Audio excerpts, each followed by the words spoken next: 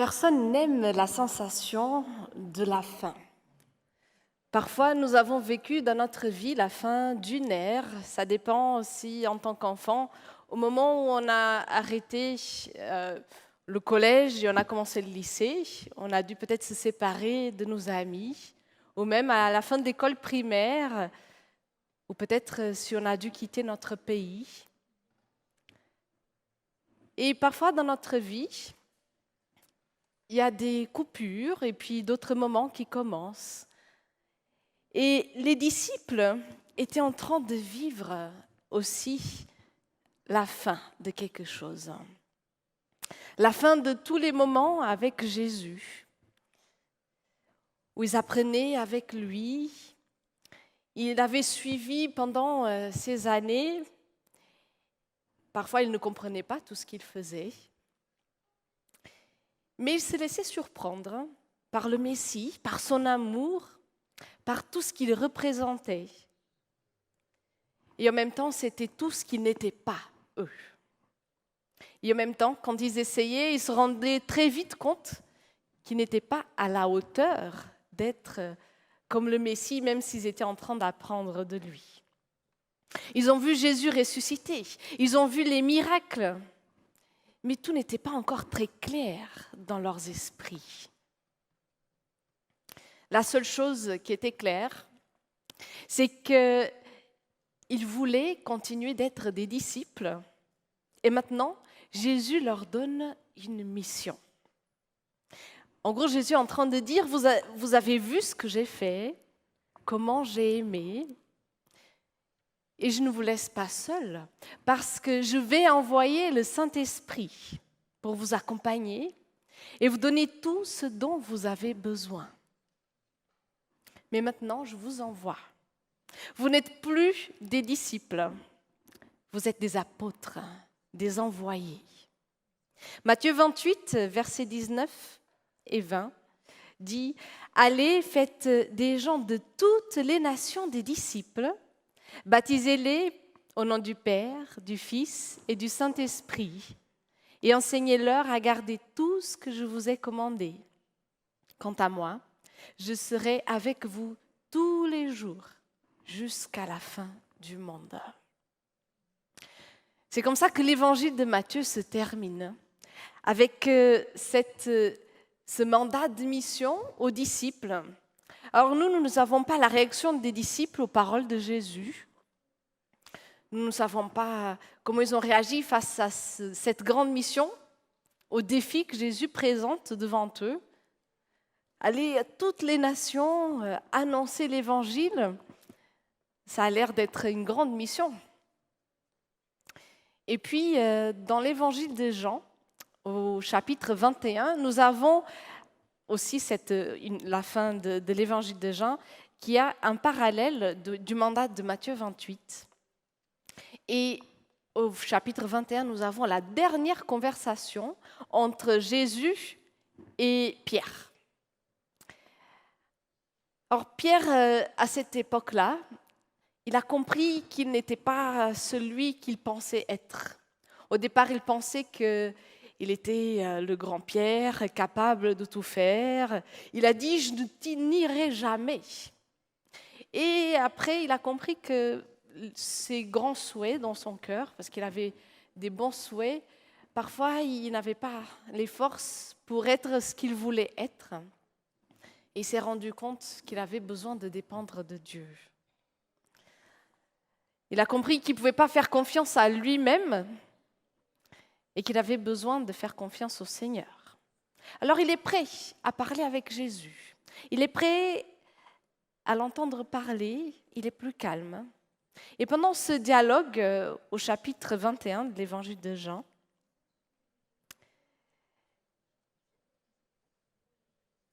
Jésus va demander à Pierre, si Pierre, il aime. « Pierre, est-ce que tu m'aimes ?»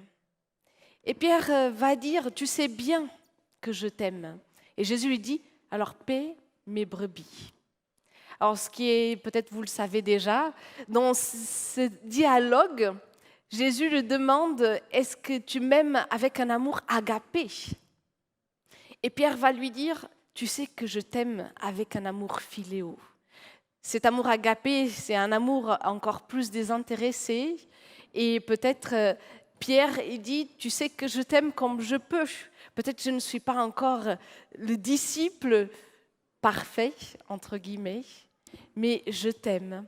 Et de ces 3 fois où Jésus lui demande, est-ce que tu m'aimes? Les 2 premières, c'est est-ce que tu m'aimes avec un amour agapé? Et à chaque fois, il va dire, je t'aime d'un amour philéo. Et la 3e fois, Jésus lui dit, est-ce que tu m'aimes d'un amour philéo?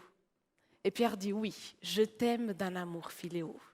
Jésus, il n'exige pas que Pierre l'aime déjà avec un amour peut-être plus élevé. Il prend Pierre comme il est et il l'envoie comme il est. Et en même temps, Jésus va lui dire, sois prêt. Au verset 18, il dit, en vérité, je te le dis, quand tu étais plus jeune, tu te saignais toi-même et tu allais où tu voulais. Mais quand tu seras vieux, tu étendras tes mains et un autre te ceindra et te mènera où tu ne voudras pas. Il est en train de le préparer, en train de lui dire, tu sais, la mission que je te donne, elle n'est pas facile. Elle ne sera pas facile. Et parfois, il y aura des moments difficiles et tu vas devoir aller où tu ne veux pas y aller. Mais d'avoir cette certitude, il faut qu'il continue d'avoir la certitude que le Seigneur est avec lui, comme il a promis. Je serai avec vous tous les jours jusqu'à la fin des temps. Alors oui, ce Pierre qui avait nié Jésus 3 fois a fini par avouer son amour aussi à Jésus 3 fois. Jésus voulait le rétablir, qu'il puisse sentir qu'il est accepté par Dieu, il a été pardonné. Et maintenant, il est envoyé à servir. Et la mission que Jésus donne à Pierre est une mission qui est liée à l'amour. Et c'est pour ça qu'il demande, est-ce que tu m'aimes? Parce que si Pierre, il n'aimait pas Jésus, si Pierre, il n'aime pas Dieu, comment il peut aller prendre soin des brebis, prendre soin des autres, aller faire du bien? Mais à la fin de cette conversation, Pierre a encore une dernière chose à demander à Jésus. Verset 20 à 22, il dit, en se retournant, Pierre voit le disciple que Jésus aimait, celui qui, pendant le dîner, s'était penché tout contre sa poitrine pour lui demander, « Seigneur, qui est celui qui te livre ?» Lui aussi suivait. En le voyant, Pierre dit à Jésus, « Et celui-ci, Seigneur ?» Jésus lui dit, « Si je veux que lui demeure jusqu'à ce que je vienne, que t'importe? Toi, suis-moi. » Pierre, il regardait qu'il y avait Jean pas très loin et c'était la fin. Il ne savait pas comment les choses allaient se dérouler par la suite. Et il se dit maintenant, et lui, quelle est sa mission à lui? Qu'est-ce qui se passera avec Jean? Et en traduction moderne, on va dire que Jésus lui dit, ce n'est pas tes affaires. Ne te compare pas à lui. Ne te préoccupe pas de sa mission à lui. Mais toi, accomplis ta mission, celle que je viens de te donner. La vérité, c'est que nous sommes tous appelés par Dieu et nous avons tous une mission. Et parfois, ça pourrait arriver de nous comparer à quelqu'un, aux disciples que Jésus aimait. Peut-être la mission que Jésus va donner à Jean, peut-être elle est plus grande que celle de Pierre, plus importante. En fin de compte, il a écrit l'Apocalypse, il a écrit beaucoup de choses, on pourrait dire. Et on pourrait dire, j'ai entendu dire, que le grec de Pierre n'était pas terrible. Donc lui, il pourrait se sentir bien inférieur à Jean. Et on pourrait penser que l'autre est tellement plus capable que nous. Mais Jésus est en train de dire à Pierre, ne te centre pas sur la mission de l'autre, centre-toi sur ta mission, car je viens de te donner une mission. Et Dieu nous donne à tous une mission. Nous sommes tous différents, mais la mission est la même, le même propos est derrière. Aller et faire des disciples. Dieu ne nous appelle pas à aller faire des membres d'église. Un disciple, c'est quelqu'un qui est actif, qui a entendu la parole, mais ce n'est pas juste la parole, qui a entamé une relation avec le Christ, qui est tombé amoureux du Christ, qui a envie de le servir, de se lancer dans la mission à son tour, parce qu'il est si reconnaissant de l'amour que Dieu a pour lui. Il le vit dans sa vie. C'est la mission que Jésus est en train de donner aux disciples. Oui, de les baptiser, parce que c'est cette alliance qui nous unit, cette déclaration d'amour que nous faisons à Dieu devant tout le monde, cet engagement. Et en même temps à enseigner, à garder tout ce que Jésus a commandé, parce que les paroles de Jésus sont le plus grand trésor que nous pouvons garder. Et finalement, c'est le centre aussi de la relation que nous pouvons avoir avec Dieu. Parce que qui n'a pas vu Jésus n'a pas vu le Père. Et en même temps, la mission que Dieu nous confie, c'est une mission à notre manière. Comment dire ? Nous sommes tous différents. Et j'ai pris des crayons avec des couleurs différentes. Un crayon bleu et un rouge. Et la réalité, c'est que parfois, nous aimons beaucoup le bleu, imaginons. Et on se dit, j'aimerais être bleu. Et en plus, ceux qui ont des dons bleus, ils font des choses très belles. Et moi, je suis rouge, en plus, c'est plus petit mon crayon rouge. Donc, vous voyez, il se sent petit. Il se dit, voilà, mon crayon rouge, il aimerait être bleu. Il ne se sent pas à la hauteur du bleu. Et il se dit, de toute façon, je ne sers à rien. Est-ce que Dieu, et là, Jésus est en train de dire à Pierre, c'est Pierre, tu as des dons rouges, alors va servir avec tes dons rouges. Ne te compare pas à ceux qui ont des dons bleus, parce que j'ai besoin de tous les deux. Tous les deux, vous allez faire un bon service ensemble. Et même si vous êtes différents, ces deux couleurs vont tellement bien ensemble, le bleu et le rouge.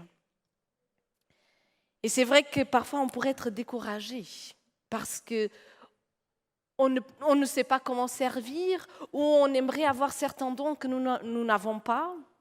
Peut-être on se dit, voilà, moi si j'avais le don d'être chantre, j'y serais chantre, mais je ne l'ai pas. Donc voilà, je reste assis, comme ça va bien se passer. Et finalement, Dieu est en train de te dire, mais peut-être tu n'as pas le don de la musique, mais peut-être il y en a un autre. J'en suis sûre, parce que Dieu, en nous créant, il a déjà mis des dons en chacun de nous et il peut nous donner encore d'autres dons si nous venons à lui.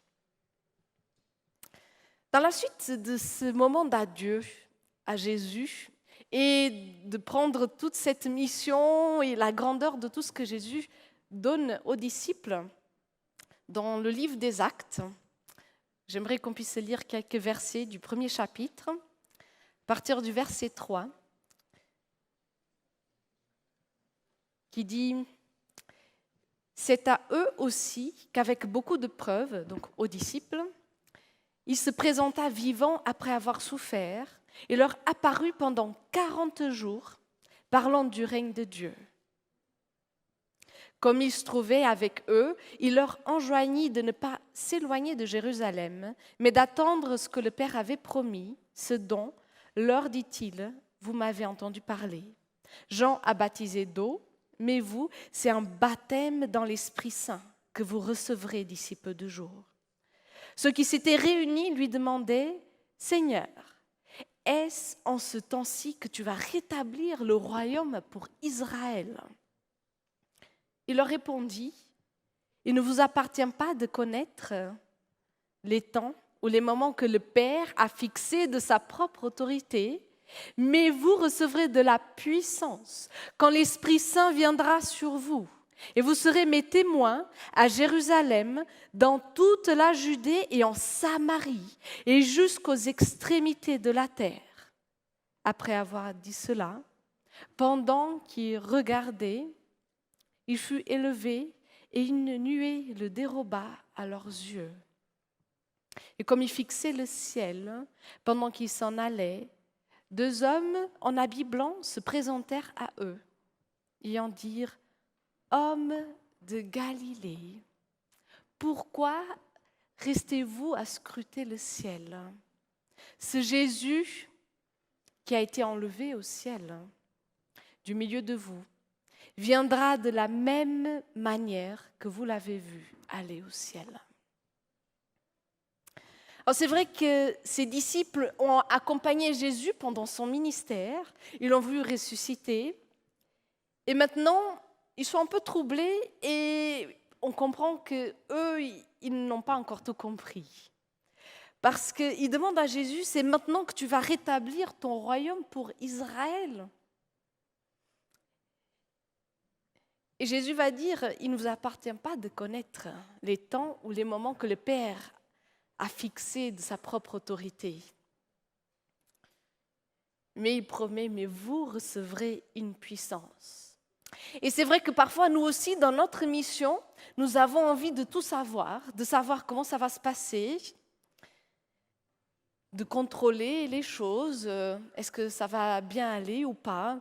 En ce moment de Covid, on essaye de se projeter avec l'Église, comment est-ce qu'on va pouvoir remettre les choses en route. Et c'est un moment où on n'a pas beaucoup de possibilités de se projeter à long terme parce qu'on ne sait pas comment les choses vont se dérouler. Et en même temps, ce que Jésus est en train de dire à ses disciples, et ne vous inquiétez pas, parce que c'est le Père qui a fixé les choses, et c'est lui qui va vous précéder, c'est lui qui va vous inspirer, c'est lui qui vous donnera le Saint-Esprit.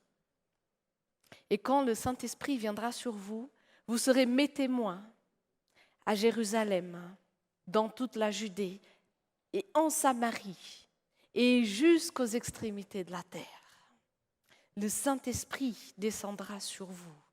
Jésus encourage ses disciples, il promet le Saint-Esprit. Et c'est l'Esprit qui agira à travers eux. Ils ont juste à se lancer, oui, dans la prière, mais aussi dans l'action, de se laisser diriger par Dieu malgré les incertitudes. C'est le Seigneur qui ouvrira le chemin. Et après ces mots, ces paroles, Jésus s'élève et il remonte aux cieux. Et les disciples restent en train de scruter le ciel. J'imagine les disciples, ils regardent et ils se disent, bon, on fait quoi maintenant? Voilà, il y a une grande mission, ils sont 12, peut-être quelques-uns de plus, et ils ont la mission d'aller jusqu'aux extrémités de la terre. Et ils regardent le ciel. Et puis nous avons les anges qui viennent les voir. Moi, j'entends leur détresse. C'est la mission impossible. Et ces anges qui viennent leur dire, « Hommes de Galilée, pourquoi restez-vous là à scruter le ciel ?